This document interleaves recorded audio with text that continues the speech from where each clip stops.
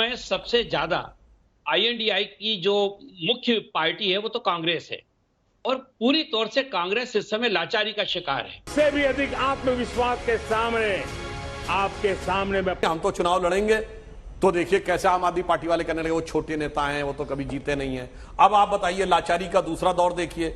अधीर रंजन चौधरी जी तो नेता प्रतिपक्ष हैं, वो बंगाल में कहते हैं कि बंगाल में कांग्रेस कार्यकर्ताओं की हत्या हो रही है। वो कहते हैं बंगाल में लोकतंत्र नाम की चीज नहीं है और बेंगलोर में इनको ममता बनर्जी जी का साथ चाहिए लोकतंत्र की रक्षा के लिए। तो कितनी लाचारी है इस तैयारी में। और उसके बावजूद मैं कहना चाहता हूं दिल्ली में पिछले लोकसभा में हमें 56% वोट मिला था और कांग्रेस आम आदमी पार्टी को 22, कांग्रेस को 18%। तो झगड़ा हमारे लिए नहीं है, दोनों मिलकर भी 40% है। झगड़ा इन दोनों में इस बात का है कि मुख्य विपक्षी दल कौन बनेगा, ताकि भविष्य में विपक्षी दल के रूप में अपनी स्थिति कौन बना सके। सारा झगड़ा इस बात का है। 224 सीटों पे तो हमें 50% वोट मिला था 2019 में। इसलिए अगर ये मिलके भी एक हो जाएं, वैसे पॉलिटिक्स में 1+1 2 नॉर्मली नहीं होता, तो 22+18 ये 40 भी हो जाए दिल्ली में तो भी इनके लिए अगर एक उम्मीदवार सामने से आएगा तब मुश्किल तो होगी ना आपके लिए। एक उम्मीदवार पूरे विपक्ष की तरफ से, BJP versus one candidate of opposition. देखिए पॉलिटिक्स में जो लोग थोड़ी बहुत भी समझ रखते हैं उन्हें पता है कि पॉलिटिक्स में अर्थमेटिक कैलकुलेशन नहीं चलता है, केमिस्ट्री का सोल्यूशन चलता है। और इसीलिए याद करिए जब उत्तर प्रदेश में 2019 में सपा एक हुए थे तो कह दिया गया था खत्म, भाजपा का तो राउट हो जाएगा। पर क्या हुआ, वो ट्रांसफर नहीं हुआ। अब आप सोचिए कि अभी नेताओं में इतना टकराव है तो कार्यकर्ताओं में क्या होगा और वोटर्स में क्या होगा। नेता स्वार्थ के लिए गले मिल सकते हैं पर कार्यकर्ता और वोटर कितना गले मिलेंगे ये भविष्य की बात है। रोहन जी, जाहिर है अलग अलग पार्टियां हैं, अंदरूनी खींचतान तो होगी, लेकिन उस पर ढक्कन लगाने का काम था आपका। वक्त ऐसा है नाजुक कि अब 6 महीने बचे हैं और इधर लाचारी और लड़ाई दोनों दिखाई दे रही है। सवाल यह है कि आपके नेता आके कहते हैं हम 7 सीटों पर लड़ेंगे, हम क्यों ना तैयारी करें। फिर अरविंद केजरीवाल की पार्टी धमकी देती है कि मुंबई वाली मीटिंग हम बॉयकॉट कर देंगे, क्या मतलब है हमारे आने का, इंडिया में रहने का। ये क्यों कर रहे हैं आप लोग? आपको कार्यकर्ताओं को एकजुट करना है, सबको ये कहना कि हमें बीजेपी से लड़ना है, लेकिन आप लोगों के मतभेद तो खुलकर सामने आ रहे हैं। नाना पटोले शरद पवार से वफादारी की गवाही मांग रहे हैं। देखिए अंजना जी, पहले तो भाजपा के प्रवक्ता ने कहा, मैं बता दूं वो लोग मुंगेरी लाल के हसीन सपने देख रहे हैं। आज उन्होंने कहा परसेंटेज बताया, आपका ही एक पोल था, मैंने देखा कि अगर सिर्फ 5% का स्विंग होता है तो बुरी तरह से एनडीए की हार होगी इंडिया के सामने। दूसरी बात मैं कर रहा हूं, ये भूल रहे हैं भाजपा के प्रवक्ता के कर्नाटक का परिणाम आया, वहां पे उनका क्या हाल होने वाला है, हिमाचल में क्या हाल होने वाला है। हर जगह पे जहां पे कांग्रेस से उनकी डायरेक्ट टक्कर है, हर स्टेट में, आज एमपी में उनकी क्या हाल है, छत्तीसगढ़ में क्या है, सबको मालूम है। तो आज पहले अपने गिरेबान में झांक के देखे कि उनके वहां पे क्या हो रहा है। उन्होंने कांग्रेस और ये तो लेंस लेके बैठे, अभी उनके पास कुछ काम नहीं है। उनका एक ही मंत्र, मित्रों को मलाई और जनता की धुलाई। आज इन्फ्लेशन का रेट बढ़ा, ये मुद्दे उनको नहीं दिखेंगे, पर लेंस लेके भाजपाई प्रवक्ता इंडिया में क्या हो रहा है वो देखने पे मजबूरी, और मजबूरी मैं समझ सकता हूं, बौखलाहट है। राजस्थान में क्या हुआ, जो वसुंधरा राजे सिंधिया उनकी एकमात्र लीडर कही जाती है, जो उनकी कमिटी में नाम आते हैं उनका नाम गायब है। एमपी का कल इनके कैंडिडेट का लिस्ट आया, जो ज्योतिरादित्य सिंधिया अमित शाह जी की गाड़ी चलाते हैं, वो कार चलाते हैं, उनके जो कैंडिडेट है उनको गायब कर दिया गया। महाराष्ट्र में क्या हाल है, उनके दोनों जो सहयोगी नए लेके आए हैं, दो सीएम के कैंडिडेट, वो कहते हैं कि हम जो हमारे कैंडिडेट है वो भाजपा से हम ज्यादा टिकट देंगे। तो भाजपा का हाल तो बहुत बुरे। जो 28 चुनिंदा लोग लेके आए हैं, 38 जो दल लेके आए एनडीए में, उनके नाम भी गिनवा दो, इनके पास होंगे नहीं। 15 से ज्यादा दल ऐसे हैं जो लोकसभा या राज्यसभा के सांसद नहीं है। तो मजबूरी तो किसकी, अंजना जी? बौखलाहट तो भाजपा में, उसका जवाब दे दे भाजपा।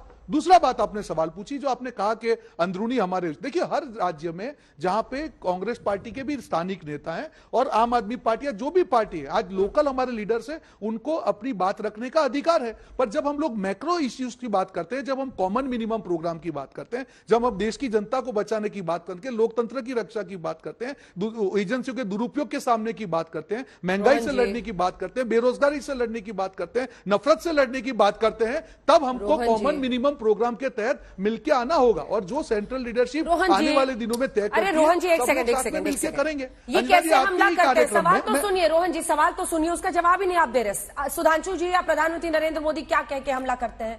ये आपस में लड़ेंगे, इन सबको पीएम बनना है।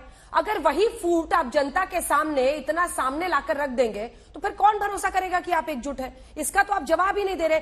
परसेप्शन, पब्लिक परसेप्शन बहुत बड़ी चीज होती है पॉलिटिक्स। मैं दे रहा हूं आपको जवाब। मैंने आपको कहा आप अरे मीटिंग करते उसमें ये सब बात सॉर्ट आउट कर क्यों नहीं करते आपके नेता? पार्टीज हैं नहीं, सुन लीजिए ना अंजना जी, मैं जवाब ही दे रहा हूं। आप इमोशनल मत होइए, आपकी भावनाओं की मैं कदर करता हूं।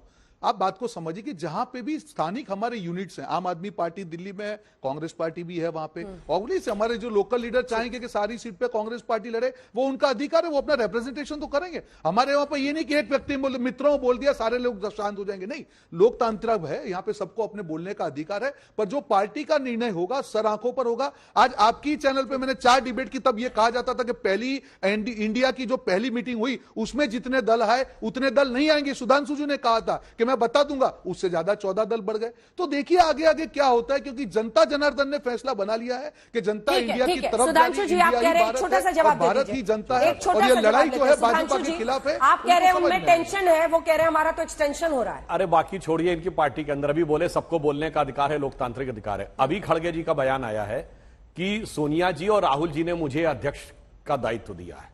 बहुत साफ हो गया ना, लोकतंत्र का जो ढिंडोरा पीटते थे कि चुन कर आए, चुन के आए, वो एकदम साफ हो गया। बोलने का अधिकार कितना जबरदस्त है कि लोकसभा में अविश्वास प्रस्ताव के ऊपर नेता प्रतिपक्ष को बोलने ही नहीं दिया गया। पहला बार यह ऐसा मौका था जब नेता प्रतिपक्ष ने शुरुआत नहीं की। बोलने का अधिकार कितना जबरदस्त है कि पहले पार्टी लिख के देती है कि राहुल गांधी शुरुआत करेंगे बहस की, एन वक्त पे विड्रॉ कर लेती है, और विड्रॉ करने के बाद बड़े गर्व से बोलते हैं, जब संसदीय कार्य मंत्री पूछते हैं कि राहुल गांधी जी का पहला नाम था, कांग्रेस पार्टी ने एन वक्त पे विड्रॉ क्यों कर लिया। बोलने का अधिकार ऐसा है कि फिर जवाब दिया जाता तो गुगली मार दी।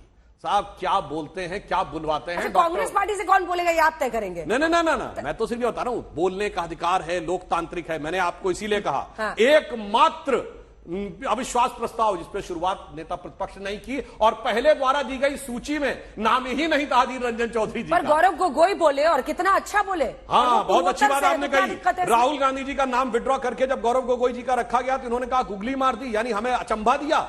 तो मैं पूछना चाहता हूं कि नॉर्थ ईस्ट का सांसद आपके लिए राहुल गांधी जी की स्टेपनी है, वो उनका सब्स्टिट्यूट है? नहीं, पहले से तो गौरव गोगोई ने तो नोटिस दिया था। अरे सांसद जी, नोटिस तो गौरव गोगोई नहीं दिया था ना पहले। मैं इसीलिए तो कह रहा हूं, तो पहले ही नाम गौरव गोगोई का होना चाहिए था। कुछ भी बोल, क्यों राहुल गांधी का दिया, क्यों विड्रॉ किया? ये बोलने के अधिकार के और बोलने की समस्या के ऊपर इनकी स्थिति दर्शाता है। सत्यप्रकाश जी, ये तो एक सच्चाई है ना कि अब मतभेद खुलकर सामने आ रहे हैं। आपको ढक्कन लगाना था, नहीं लगा पा रहे। हमारा लोकल यूनिट है, वो तो प्रेजेंटेशन करेगा ही, पर जनता को तो लग रहा है कि देखिए फिर से लड़ने लगे, इन पे हम क्या भरोसा करें, ये तो पीएम की कुर्सी के लिए भी फिर लड़ेंगे। क्यों ये सब मीटिंग जब होती है तो बात नहीं करते हैं क्या आप लोग? केजरीवाल जी की सुनते नहीं है क्या? अंजना जी, एक छोटा सा बयान किसी का आया और उसके प्रभारी ने उसको खारिज भी किया है।